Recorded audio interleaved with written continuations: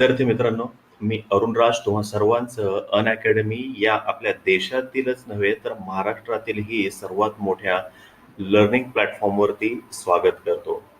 तर तुम्हा सर्वांना लेट्स क्रॅक महाराष्ट्र एक्झाम्स या चॅनलला सबस्क्राईब करायचं आहे, जेणेकरून तुम्हाला टॉप एज्युकेटर्स कडून शिकायला मिळेल, क्वालिटी कंटेंट भेटेल आणि सगळ्यात महत्त्वाचा सर्वात सुंदर असा लर्निंग एक्सपिरियन्स भेटेल मित्रांनो. ठीक आहे. तर हा आहे क्रॅक एमपीएससी. हा आपलं सबस्क्रिप्शन करायचं या ठिकाणी तुम्ही सर्वांनी लेट्स क्रॅक महाराष्ट्र एक्झाम्स वरती. ठीक आहे. आणि हा मी अरुण राज. तुम्ही सर्वजण मला ओळखतात, फॉलोही करतात काही जण. आज पहिलं लेक्चर आहे हे माझं अनअकॅडमीवरती. मला 4 वर्ष एक्सपिरियन्स आहे एमपीएससी आणि युपीएससीच्या विद्यार्थ्यांना शिकवण्याचा. मी शिकवतो इंडियन पॉलिटी, इकॉनॉमिक्स आणि सीसॅट. आणि माझा मेन फोकस हा असणार आहे की तुम्हा सर्वांची प्रिलिम्स कशी क्लिअर होईल. प्रिलिम्स क्लिअर होणं सगळ्यात महत्वाचं आहे. सध्या खूप जणांना असं वाटतंय की आता ह्या सर्व कोरोनाच्या पार्श्वभूमीवरती आपण मेन्सचा अभ्यास सुरू करायला पाहिजे म्हणून. पण 6 ते 7 लाख विद्यार्थ्यांमधून त्यांना फक्त 200 जागा आहेत गुणिले 20 म्हणजे 4,000 मुलं निवडायची आहेत मित्रांनो. तर लक्षात घ्या, या ठिकाणी सगळ्यात मोठी कॉम्पिटिशन आहे. ठीक आहे. आणि आपला परत की टू सक्सेस काय आहे तर शॉर्ट आणि क्रिस्पी मटेरियल आणि रिव्हिजन हे सक्सेस मिळण्याचं आपल्यासाठीचं की असणार आहे. माझा आजचा लेक्चरचा भाग आहे इंडियन पॉलिटी आणि एमपीएससी पूर्वसाठी महत्वाचे घटक कोणते आहेत इंडियन पॉलिटी. ठीक आहे. तर तुम्ही हे लेक्चर करत असताना सर्वजण तुमच्यापाशी जे कुठलं पुस्तक अवेलेबल असेल ते पुस्तक घेऊन बसू शकता. तुम्ही जर का सबस्क्राईब केलं आणि पेड जर का केलं त्याच्यासाठी, तर तुम्हाला डेली लाईव्ह क्लासेस भेटतील, लाईव्ह टेस्ट अवेलेबल आहेत, स्ट्रक्चर्ड कोर्स आहेत आणि सगळ्यात महत्वाचं अनलिमिटेड ऍक्सेस आहे ह्या सर्व गोष्टींसाठी. अनलिमिटेड ऍक्सेस लक्षात घ्या. हं? हे सर्व लाईव्ह क्लासेस तुम्हाला माहितीच आहेत, हे सर्व टीचर्स लोक तुम्हाला माहितीच आहेत जे घेतात ते. अजून एक महत्वाचं, तुमच्या शेड्यूल प्रमाणे लेक्चर्स अवेलेबल आहेत. लँग्वेज बॅरियर अजिबात नाहीये आणि कुठेही आणि कधीही तुम्ही हे सर्व लेक्चर्स करू शकता. कुठेही आणि कधीही, हे सगळ्यात महत्वाचं आहे. आणि ज्यावेळेस लाईव्ह लेक्चर्स असतील त्यावेळेस तुम्ही माझ्याबरोबर, मी सध्या तुमचा एज्युकेटर आहे तर माझ्या बरोबर घेऊ शकता आणि सगळ्यात होऊ शकता. आपण जे शिकलेलो आहोत लगेच रिव्ह्यू भेटणं हे फार महत्वाचं आहे. टेस्ट मध्ये अवेलेबल अनालिसिस देखील आहे, पीडीएफ आहेत लर्निंग मटेरियलचे अवेलेबल. ठीक आहे. आणि हे आपलं पेड प्रमोशन, हे या ठिकाणी सबस्क्रिप्शन जे तुम्ही करू शकता ते पेड जे सबस्क्रिप्शन आहे ते. जर का तुम्ही हे लेफ्ट हँड साईडचं बघितलं तर हे रेग्युलर आहेत त्याचे सबस्क्रिप्शन. पण जर का तुम्ही माझा अरुणराज नावाने जर का कोड यूज केला तर तुम्हाला या ठिकाणी डिस्काउंट भेटणार आहे, की जे महत्वाचं डिस्काउंट भेटलं पाहिजे सध्याच्या परिस्थितीमध्ये. तर आपण सुरू करूया आपलं लेक्चर जे आहे ते. तर तुमच्यापाशी जर का इंडियन पॉलिटीचं पुस्तक आहे, सगळ्यांची भीती खूप आहे आणि काही जण खूप इझिली पण घेतात ह्या सब्जेक्टला, की जे फार चुकीचं आहे. येतंय म्हणून त्याच्याकडे दुर्लक्ष करणं याच्यासारखं, म्हणजे काय म्हणतो आपण त्याला, पाप आहे हे. येतंय म्हणून दुर्लक्ष करणं, अजिबात दुर्लक्ष करायला नाही हवं या विषयाकडे. आपण काय करतो, इंडियन पॉलिटी म्हणा, त्याच्यामधले मूलभूत अधिकार वगैरे ह्या गोष्टी आपण लहानपणापासून वाचत आलेलो आहोत किंवा त्या सर्वांबरोबर.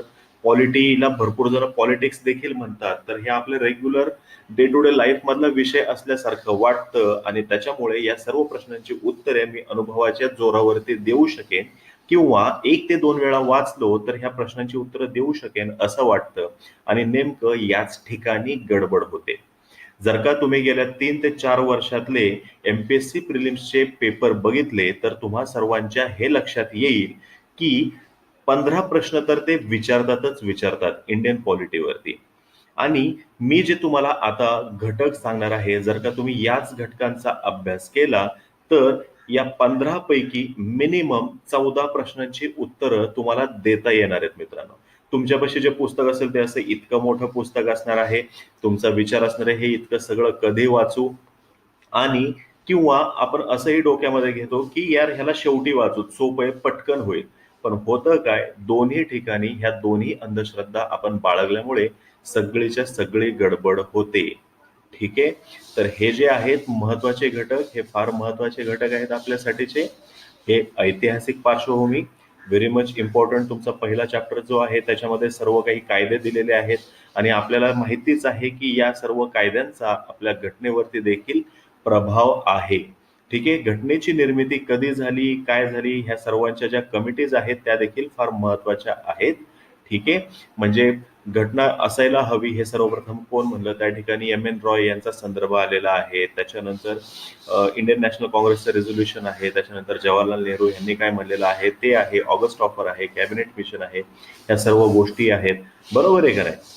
नंतर अजून महत्वाचं आहे ह्याच्यातलं मूलभूत अधिकार. ठीक आहे. मूलभूत अधिकार इज व्हेरी मच इम्पॉर्टंट. मूलभूत अधिकार नंतर मूलभूत कर्तव्य आहेत, नंतर घटना दुरुस्ती, राष्ट्रपती, संसद, राज्यपाल आणि विधान परिषद. हे धडे जे आहेत अख्खेच्या अख्खे आहे तसे आपण अभ्यासणार आहोत. ठीक आहे. हे आजचं लेक्चर हे तुम्हाला फक्त आणि फक्त मी जे सांगतोय ते तुम्हाला अगोदरच्या 2019चा घ्या, 2018चा घ्या, 2017चा घ्या, या तिन्ही चारी वर्षातले पेपर घ्या आणि तुम्ही फक्त हे मी सांगितलेले घटक आणि प्रश्न यांचा ताळा करून घ्या. मीही तुम्हाला एक सॅम्पल पेपर दाखवणार आहे मागच्या वर्षीचा, जो MPSCचा असणार आहे, ज्याच्यामधून आपल्याला एक अंदाज येऊ शकेल. ठीक आहे.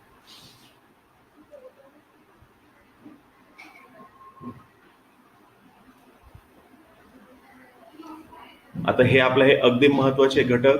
नंतर पुढचं मंत्रिमंडळ जे होतं आपलं, इंटरिम मंत्रिमंडळ ज्याला आपण म्हणतो, तर ते मंत्रिमंडळामधील नेहरूजी, पटेलजी आणि राजेंद्र प्रसादजी यांच्याशी संबंधित खाते कोणते आहेत ते करणं फार गरजेचं आहे. या तिघांशी संबंधित भरपूर वेळा हा ह्याच्याशी रिलेटेड प्रश्न जो असतो तो जोड्या लावायला असतो मित्रांनो. आपण काय करतो, सगळेच्या सगळे पाठ करतो आणि त्या ठिकाणी गडबड होते. हे पाठांतर कधी ना कधी दगा देतं. तर MPSC जी आहे किंवा कुठलीही competitive exam is all about smartness. तुम्हाला स्मार्ट काम करता यायला हवं, की जे फार महत्वाचं आहे. ठीक आहे. आणि या ठिकाणी ते स्मार्ट कामच केलं जाईल. तर नेहरूजी, पटेलजी आणि राजेंद्र प्रसादजी ह्या तिघांशी संबंधित खाते कोणते आहेत ते खाते आपल्याला करणं फार गरजेचं आहे.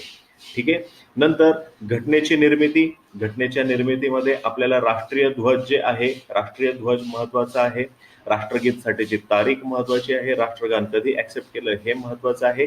वेगवेगळ्या ज्या कमिटीज आहेत, परत त्या कमिटीजमध्ये नेहरूजी, पटेलजी, राजेंद्र प्रसादजी या तिघांशी संबंधित ज्या कमिटीज आहेत त्या करायच्या आहेत. ठीक आहे. कॅबिनेट मिशन जे आहे, कॅबिनेट मिशन देखील करा मित्रांनो. प्रश्न नक्की असू शकतो ह्याच्याविषयी. पुढील भाग जो आहे तो आहे परिशिष्ट. परिशिष्ट आपल्याला 1 पासून 12 पर्यंतचे परिशिष्ट हे माहितीच हवे, ते यायलाच हवेत कुठल्याही परिस्थितीमध्ये. ठीक आहे. जसं की पहिलं परिशिष्ट काय, राज्यांची नावं आहेत. बरोबर आहे. आणि आपल्याला मुळामध्ये दिलेले किती होते, मुळात 8 परिशिष्ट दिलं होतं. मग 9वं परिशिष्ट आपण पहिल्या घटना दुरुस्तीने आणलं. 10व्या परिशिष्टाशी संबंधित 52वी घटना दुरुस्ती आहे. 11वं परिशिष्ट जे आहे त्याच्याशी 73वी घटना दुरुस्ती आहे. 12वं परिशिष्ट त्याच्याशी 74वी घटना दुरुस्ती आहे.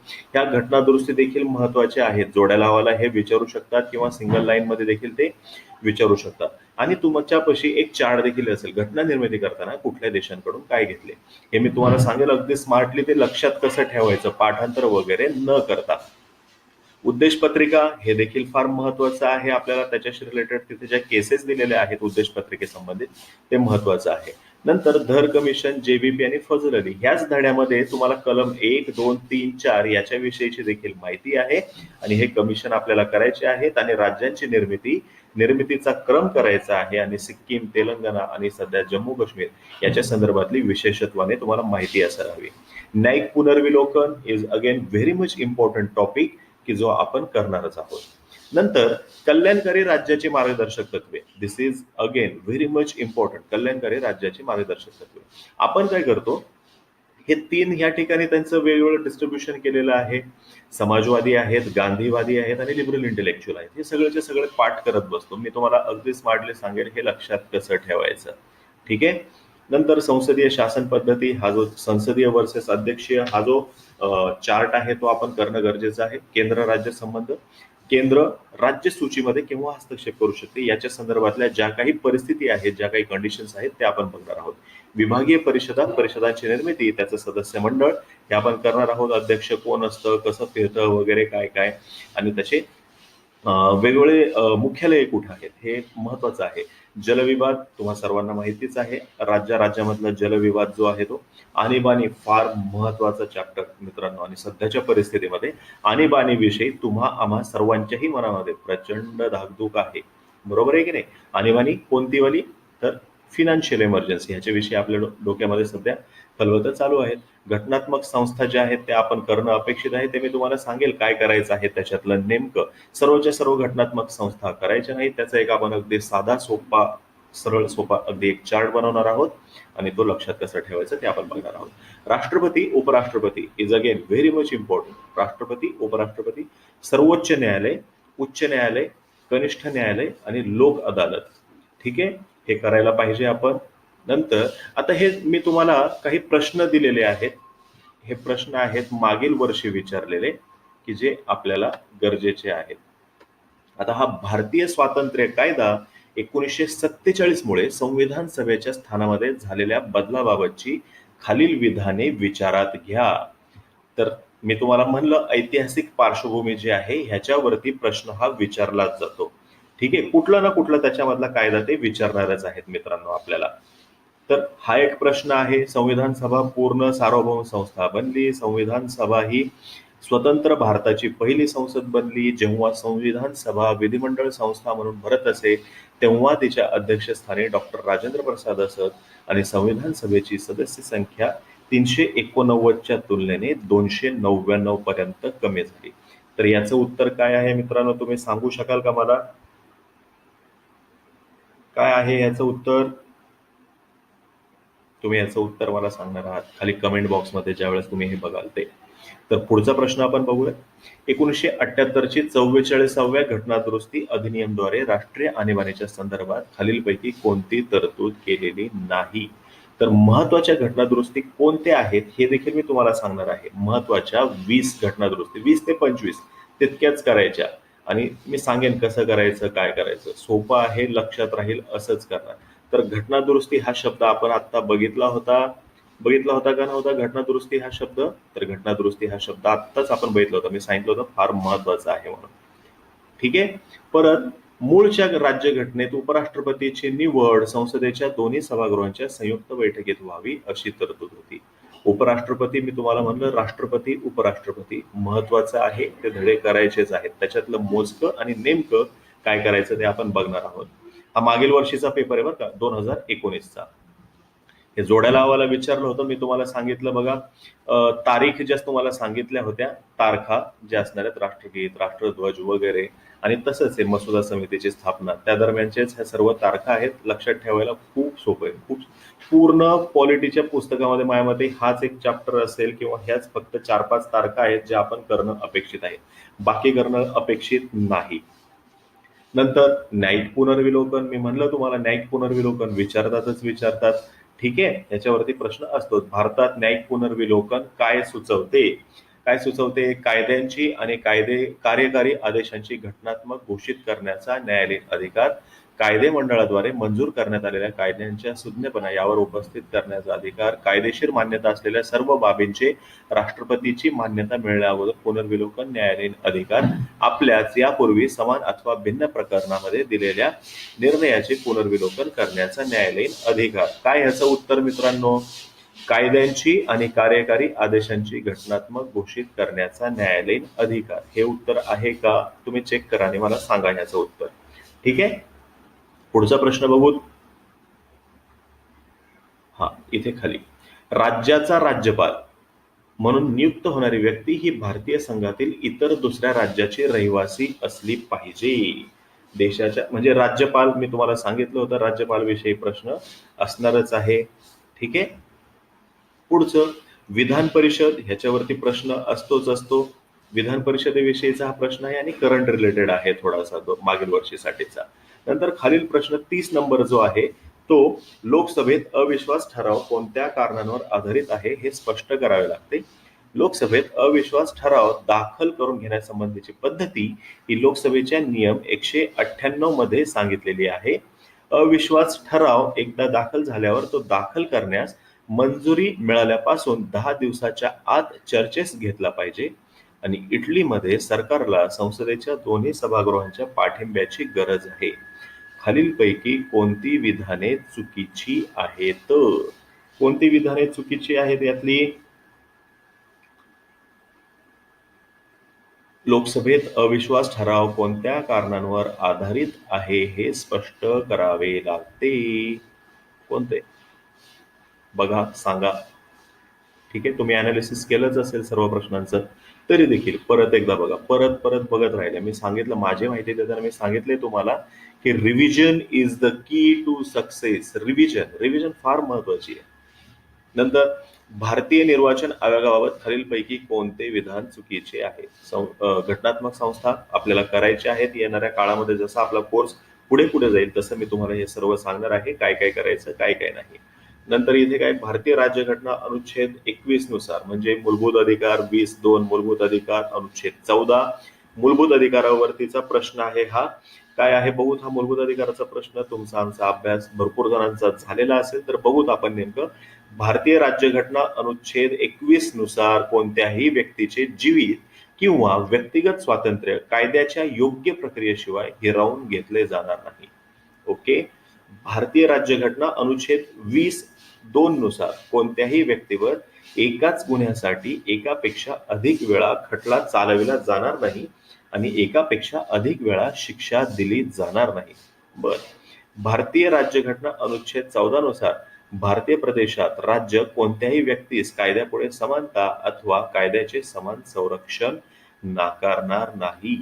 तर खालीलपैकी कोणती तरतूद बरोबर नाही? बरोबर नाही म्हणजे चूक कोणतं आहे ते आपल्याला बघायचं आहे.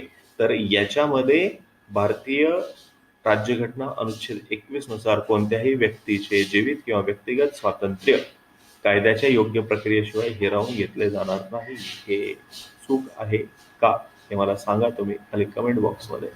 दुसऱ्याबद्दलही सांगा, तिसऱ्याबद्दलही सांगा.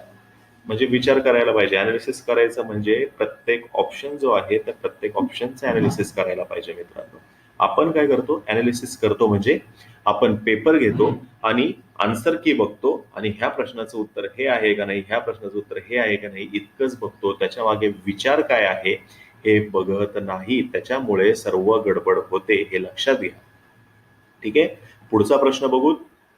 भारतीय राज्यघटनेचे अनुच्छेद 2 हे भारतीय संघराज्याच्या भाग नसलेल्या भूप्रदेशाचा, मगाशी मी म्हणलं कलम 1, 2, 3 आणि 4 महत्वाचे आहेत. 1, 2, 3 आणि 4 महत्वाचे कलम आहेत की जे आपण करणं अपेक्षित आहे, करायलाच हवेत. ठीक आहे. आणि त्याच धड्यामध्ये खाली मग आपले हे आहेत ना वेगवेगळ्या काय म्हणतात राज्यांची निर्मिती वगैरे ह्याच्याविषयीच दिलेलं आहे. ठीक आहे. पुढचा प्रश्न बघू. राज्य पुनर्रचना आयोग आणि कायदा, इथे काय विचारलेलं आहे? फजल अली यांच्याविषयी विचारलेलं आहे. तुम्हा सर्वांना माहिती आहे ह्या प्रश्नाचं उत्तर. फार सोपं उत्तर आहे ह्याचं. खालील विधाने विचारात घ्या आणि कोणती विधाने योग्य आहेत. तर त्याच्यामध्ये तुम्हाला सगळ्यांना माहिती आहे आपण पाक म्हणून लक्षात ठेवतो, बरोबर आहे का नाही? फजल अली आहेत, त्याच्यामध्ये कुंजरू आहेत आणि पन्नीकर आहेत. तर या ठिकाणी शब्द दिलेला आहे गोविंद वल्लभ पंत. ठीक आहे, त्याच्यामुळं ब हा ऑप्शन चुकीचा आहे. ब ऑप्शन जिथं जिथं दिलेलं आहे त्या प्रश्नाचं उत्तर ते ऑप्शन नाही. म्हणजे पहिल्यामध्ये ब आहे, दुसऱ्यामध्ये ब आहे, तिसऱ्यामध्येही ब आहे. याचा अर्थ हे तिन्ही प्रश्नांची हे तिन्ही ऑप्शन नाहीत. राहिला ऑप्शन क्रमांक 4. तर 4 हे त्याचं उत्तर आहे मित्रांनो. तर तुम्हा सर्वांना लक्षात आलंच असेल मित्रांनो, मी जे तुम्हाला महत्वाचे घटक म्हणून जे सर्व सांगितलेले आहेत तर फक्त आणि फक्त तेच आपण करणं अपेक्षित आहे. जर का तुमचं पॉलिटीचं पुस्तक आहे त्याच्यामध्ये जर का 60 ते 70 चॅप्टर दिलेले आहेत, इतके सारे करणं खरंच गरजेचं आहे का याचा परत एकदा विचार व्हायला हवा पूर्वपरीक्षेसाठी. तुम्ही म्हणाल मेन्सला तरी कामात येईल, नक्की येणार आहे. मेन्सला कामात येणारच आहे, नाही येणार असं थोडीच आहे. जगातली प्रत्येक गोष्ट कामात येते. पण आपल्यासाठीचं मेन हर्डल हा प्रिलिम पास होणं आहे. तुमच्या आजूबाजूला असे तुमचे खूप सारे मित्र असतील, की ज्यांना जर का मेन्स द्यायला भेटली, तर ते राज्यात पहिले येऊ शकतात. पण गेल्या काही वर्षापासून ते स्ट्रगल करतायत, की प्रिलिम्सच क्लिअर होत नाहीये. प्रिलिम्स क्लिअर करणे हाच आपला सक्सेस मिळवण्याचा मंत्र आहे मित्रांनो. आणि मी जेव्हा शिकवत असेल, तुम्हा सर्वांना माहितीच आहे, मी सांगतो काय, learn learn as it is, listen as it is आणि read as it is. Listen as it is आणि read as it is. MPSC कडून त्या पेपरमध्ये काहीतरी प्रिंटिंग मिस्टेक झाली आहे म्हणून आपण वेगळं उत्तर मांडण्याची काहीही गरज नाही. आहे तसं वाचायचं आणि आहे तसं ऐकायचं आहे. आणि प्रिलिम्स एकदा क्लिअर झाली की मग आपला कॉन्फिडन्स लेवल अगदी, ते म्हणतो ना आपण काय, सातवे आसमान पर निघून जाईल, बरोबर आहे. आणि त्याच्यावरती आपण मेन्स क्लिअर होऊन जाऊ. ठीक आहे. आणि पुरेसा वेळ भेटणार आहे आपल्याला मेन्सच्या अभ्यासासाठी. खूप जणांना टेन्शन आहे मेन्सच्या अभ्यासाला वेळ नाही भेटला तर. हे तुमचे विषय जे आहेत, पॉलिटी, हिस्ट्री, जॉग्रफी, इकॉनॉमिक्स, हेच तुम्हाला मेन्सलाही आहेत मित्रांनो. बऱ्यापैकी अभ्यास आजही होतोय. हे प्रिलिम्ससाठीचं जे आहे, हे जरी पक्क केलं प्रिलिम्स पुरतं जरी, तरी आपल्याला मार्क मिळणार आहेत. मी तुम्हाला पॉलिटीमध्ये महत्वाचे घटक, इकॉनॉमिक्ससाठीचे महत्वाचे घटक आणि सीसॅट अगदी साधं सोपं सरळ पद्धतीने कसं करायचं, प्रश्नांची उत्तरं पेन देखील न वापरता कशी काढायची, हे देखील शिकवणार आहे मी तुम्हाला येत्या काळामध्ये. ठीक आहे मित्रांनो. तर आजच्या पुरतं इतकंच. जर का तुम्हाला लेक्चर आवडलं असेल तर लाईक करा, शेअर करा आणि सगळ्यात महत्वाचं, आमच्या लेट्स क्रॅक महाराष्ट्र एक्झाम्स या चॅनलला तुम्ही सबस्क्राईब करा मित्रांनो. ठीक आहे. सबस्क्राईब कराल अशी अपेक्षा आहे. ठीक आहे. आणि भेटत राहूत आपण. धन्यवाद. Take care.